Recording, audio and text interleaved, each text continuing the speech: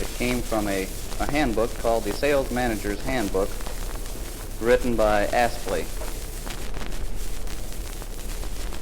The United States government, through the Department of Commerce, issued a treatise on opportunity in selling, which was distributed to veterans and others seeking a post-war. It pointed out the importance of selling and the many advantages which selling offered the young man or woman of today. It defines a saleable product as anything which answers a need in such a manner as to render its value great, so that when the modern trained salesman approaches the prospect, the only possible chances of failure are because the prospect can't afford the product offered, or doesn't need it, or the salesman hasn't made himself persuasively clear. For if he had, who is there, with a felt desire and the money to gratify it, who would refuse to buy a product that will deliver value greater than its cost?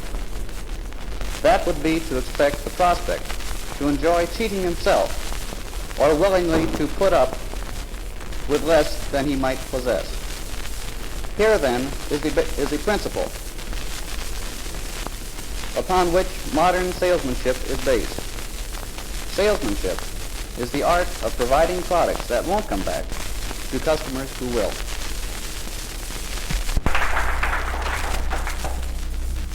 Thank you, Don. Seeing that you have Louisiana plates on your car, I can take that as being something sweet.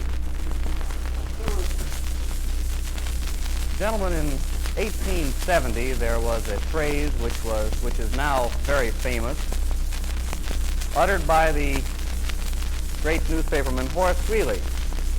These words were, "Go west, young man." As I said, that was 1870.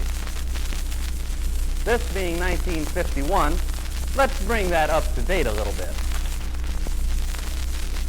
Go south, young man. That is a 1951 version of Horace Greeley's famous words. Now, why should we say go south, young man? I'm not going to say because all the potential is down south, because the trend of industry is to the south, because you wouldn't believe me. I want to prove that to you. And to prove it to you, I will use this map. This is the south. This is the gateway to the south. What is it? It's Atlanta. Atlanta is the gateway to the south for these reasons. The New England section and the eastern section, the so-called high potential of industry right at this present time, enters through the south to go to the other markets. The southeast, Florida, all parts of Georgia, South Carolina, Alabama, Mississippi, they all funnel right through Atlanta, the gateway. And of course it has outlets to the west and the Midwest, not too far distant. So therefore Atlanta, as the gateway to the south, is the town, is the city, which is becoming the industrial center of the country. Now then, it's fine to talk about the industrial center of Atlanta. Very few of you probably have ever heard that Atlanta is an industrial center. So let me dwell for a few moments on the lighter aspects of Atlanta. You all have imagined the old Southern colonel sitting out underneath of his magnolia tree with gardenia bushes around him with a mint julep in his hand. Well, I want to tell you that that Southern colonel is sitting down there on his veranda, underneath that magnolia tree, and with those gardenia bushes around him. Because that is what Atlanta is like. To see it, you'd have to believe it if you did see it. But since you are unfortunate enough not to be in Atlanta at this present time, you cannot realize that this scene does exist. If you would like to travel down Peachtree Street once, you will see as you go out homes, not palatial homes, but the modest, average home of the Atlanta person. You will find a growth of abundance of various flowered trees, dogwood trees, which you're all familiar with. There are azaleas, and all the rest of these go to paint up a picture of pink and blue and yellow and red at the blooming season. Now, the blooming season doesn't start in the latter part of May and extend to the first part of August. It goes from January 1st till December 31st. All of these things go to make up the town of Atlanta. First, it is the coming industrial center of the country. And secondly, it is a fine place for having a home, for enjoying the better things in life, and for having the cultural advantage that the South can offer you.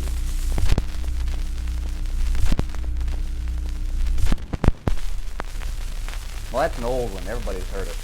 But nobody believes it.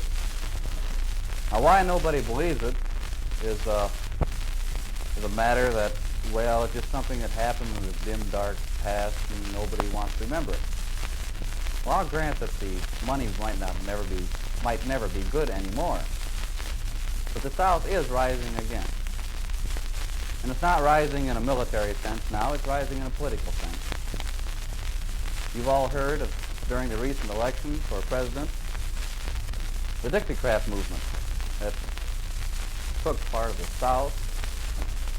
And it's growing. It's growing not only in the South, but it's growing in other sections of the country. Now this is something that's going to affect you all, because the Dixiecrat movement, call it Dixie, that sounds like the South, but it's something that affects each and every one of you. As I will point out later, it's not an individual party, it's a combination of parties. You might say, what is the Dixiecrat Party? Let's call it the Dixiecrat Party for the present. What is the Dixiecrat Party? Well, you all realize that during the Democratic Convention that certain platforms were to be laid in the Democratic platform, and they didn't like it. They got up, stalked out. That, to almost everybody, is the Dixiecrat Party. But that is a fallacy, because the Dixiecrat Party, or at least that belief, was born way before that time. The principles and ideals that the Dixiecrat Party stands for is not one of the secessionist movement. It's the one of states' rights. States' rights as is defined in the Constitution of the United States, or the law of the land, as being the principle upon which this country has been founded.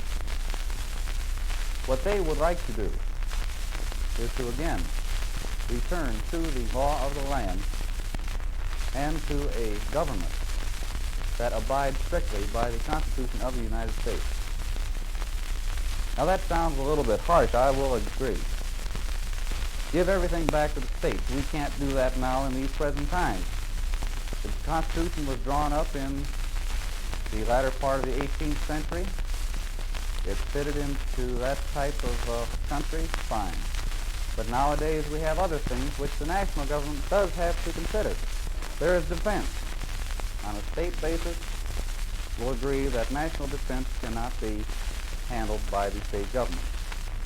And there are other related items that are from a national basis that cannot be done by the states themselves, and it must be done by the national government. That was the reason the Constitution was drawn up originally. The states retained all power except that which they specifically delegated to the national government in the Constitution. What does the Dixiecrat Party mean to do? Now again, I don't want to turn this into a political speech. I don't think it should be a political speech. I mean it merely as a form of information.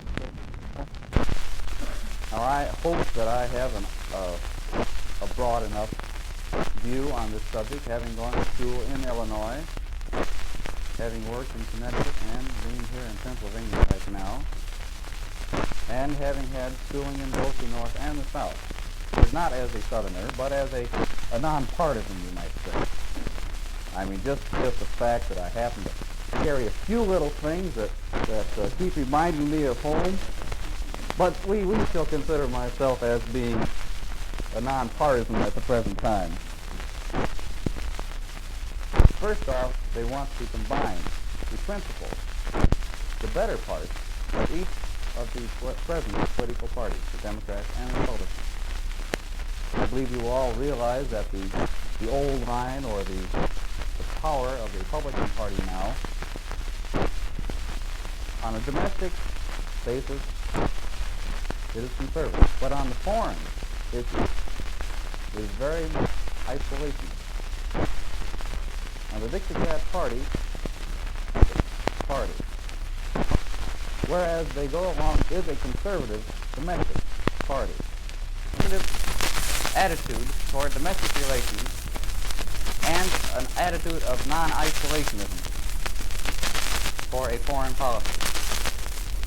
What they want to do is return government to the law of the land and to the Constitution of the United States.